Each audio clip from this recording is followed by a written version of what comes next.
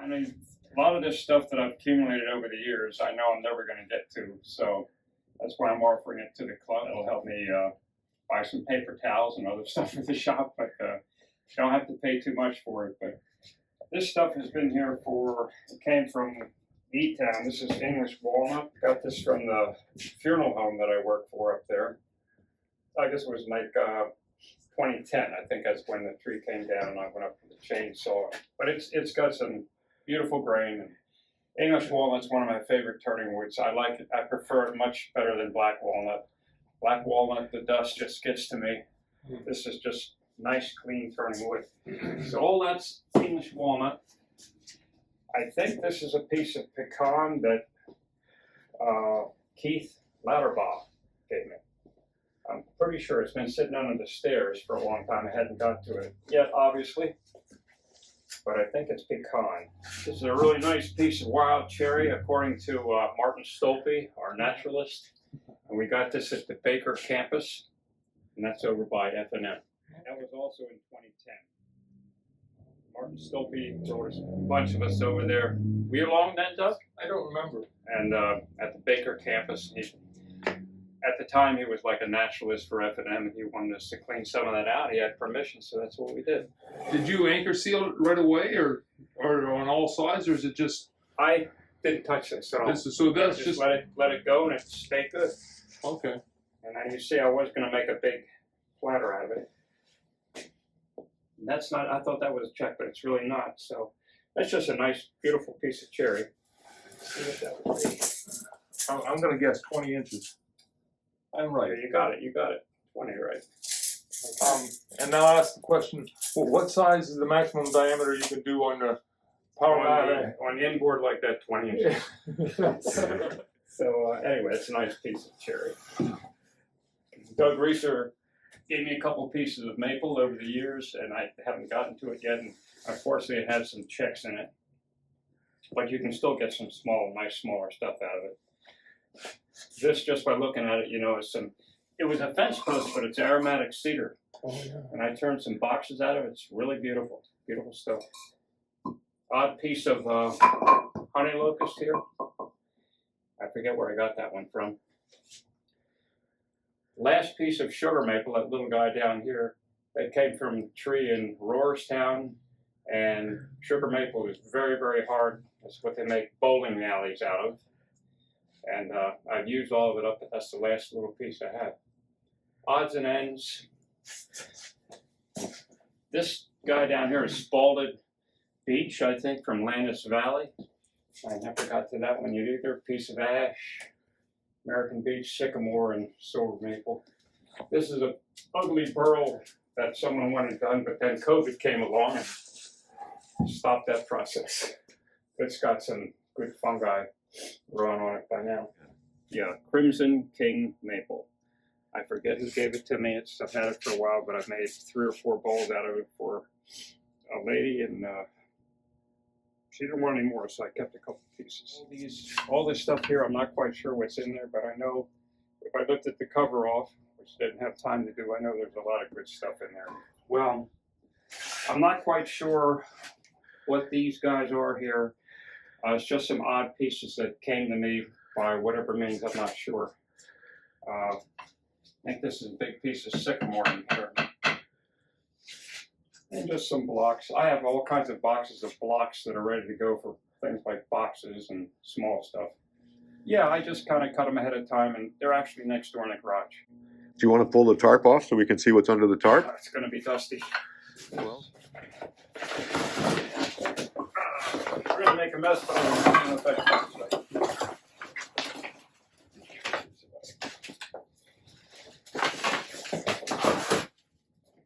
I know there's a lot of cherry in there, and some sycamore.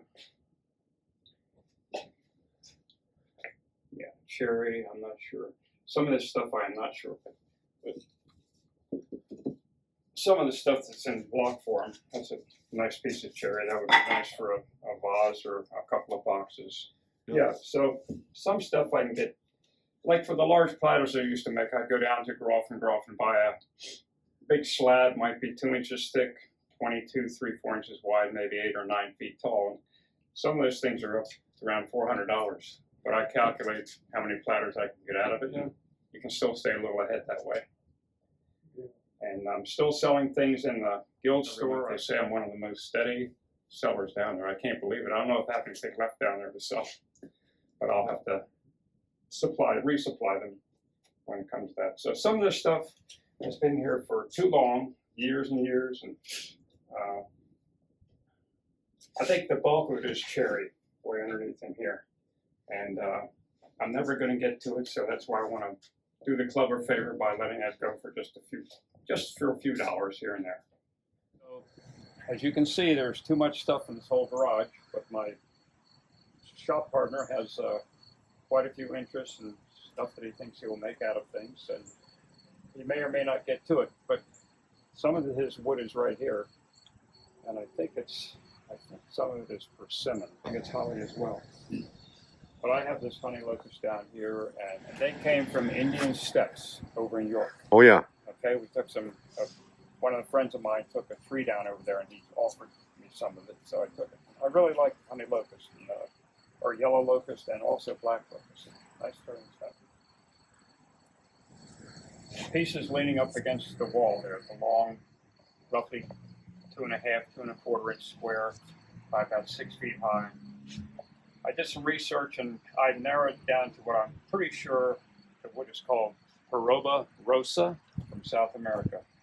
But it looks like there might not be any possibilities in that, but it has some nail holes in it, and it came into a factory up in Lidditz called Yerger Brothers.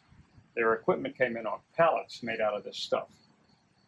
A friend of mine, Fred Bear, he brought it into Penny's one time. I was a chief tool demonstrator there for 10 years, and on Saturdays I would get the lathe going, and he gave this to me, and he said, it doesn't look like much, but where you get to the inside, it's a beautiful pinkish red with dark streaks in it sometimes, and it's just beautiful wood for small boxes, vases, wine stoppers.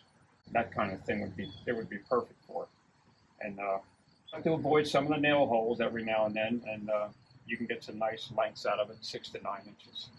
Sometimes the nail holes may add features to your box. Oh yeah, if you like that kind of stuff, sure. And very heavy. Yeah, it is. But this is what the outside looks like. Here's some of the nail holes.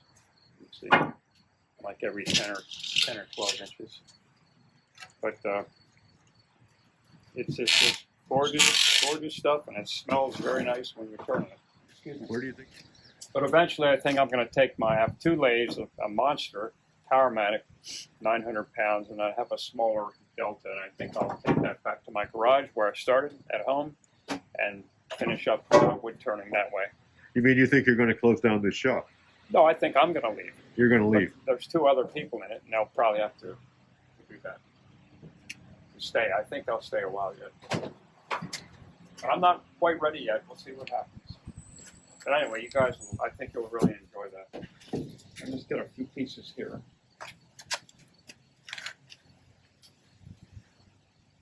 American, can you read that, Doug? I'm not sure what American something. Chestnut. Chestnut, okay. That looks like a piece of English walnut again. That's English walnut. Yep. Let's see.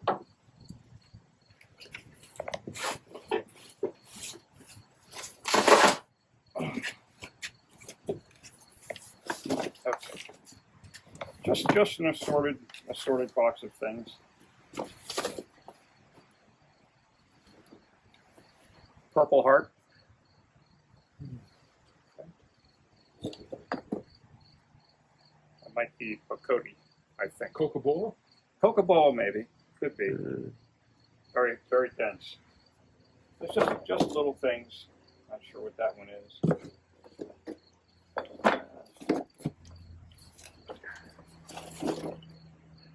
That's another piece of Purple Heart. Yeah, it just looks like a maple to me, some kind of a maple.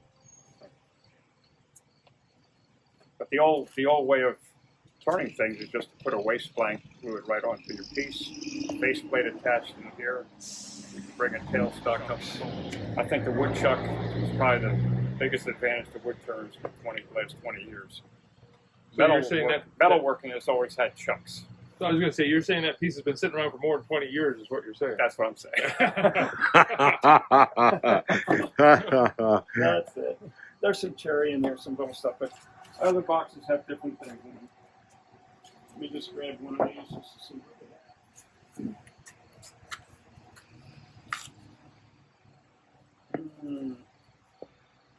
That might be English walnut. It kind of looks like it's a little dark, but Do you have a favorite wood turning project? I mean, like, is it bowl or chalice or I like boxes? making boxes, I think. Yeah, Okay. for the most part. Jewelry boxes, polygon boxes. Yeah. I taught mostly drafting at the high school, and I just love applied geometry, that kind of thing. And so I made some 5-sided, 7-sided, and 9-sided boxes, and I even made one that had, I think, 11 or 12 sides. But they're a lot of fun. They're different because besides making a box round, I thought this would add a little different take on it, a little flair, and So last night, Barry Price was showing his piece of his spiral jig for cutting spirals that he made it. And you made an interesting comment because his jig is broken into 12 segments, so you can do every three, and then the next one would be 6 on any division of 12. right. But you mentioned 3, 5, 7, and 9 as numbers, as opposed to any division of 12 other than 3. Right. Well, to me, odd is better than even a lot of times in design. That's why. I had fun making those boxes. They were all made out of ambrosia maple with a black African finial to pull the lid off.